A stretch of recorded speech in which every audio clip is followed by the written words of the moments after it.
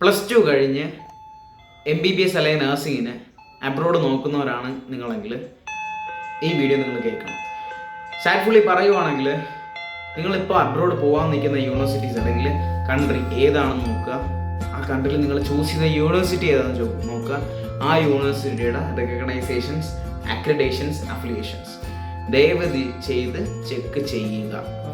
ആ യൂണിവേഴ്സിറ്റി ENCയുടെ ഇപ്പോൾ യൂറോപ്പിലാണ് പോകണമെങ്കിൽ യൂറോപ്യൻ നഴ്സിംഗ് കൗൺസിലിൻ്റെ അണ്ടറിലാണോ, അല്ലെങ്കിൽ അവരുടെ ഗൈഡ് ലൈൻസ് അറിയാമല്ലോ. ഒരു നഴ്സിംഗ് ലൈസൻസിങ്ങിന് കിട്ടേണ്ട ഗൈഡ് ലൈൻസ് ഉണ്ട്.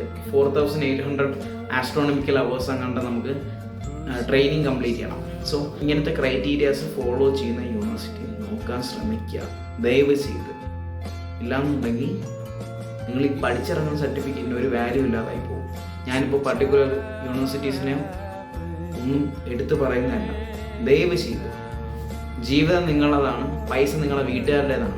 ഈ കൊണ്ടുവരുന്ന ഏജന്റുമാരും നിങ്ങളെ പറ്റി give a shit about you. Okay, even though നമ്മൾ ഈ ജർമ്മൻ പ്രോജക്റ്റ് ലോഞ്ച് ചെയ്തത് നിങ്ങൾക്ക് വേണ്ടിയാണ്.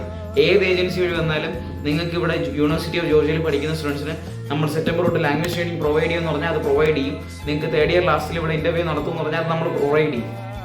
പക്ഷേ ഈ കാര്യങ്ങൾ നിങ്ങൾ മനസ്സിൽ വയ്ക്കുക. ഇത്രയും കാര്യങ്ങൾ മനസ്സിൽ വെച്ചിട്ട് നിങ്ങൾ അബ്രോഡ് പോകുന്നതിനെ പറ്റി ചിന്തിക്കാം. ഇല്ലെങ്കിൽ പോകുന്ന പൈസ നിങ്ങളുടെ വീട്ടുകാരുടെ ആയിരിക്കും. നിങ്ങൾ ഉണ്ടാക്കുന്നവരാണെങ്കിൽ നിങ്ങളുടെ പൈസ ആയിരിക്കും പോകുന്നത്. അത്രേ എനിക്ക് പറയാനുള്ളൂ. സോ ശുഭദിനം.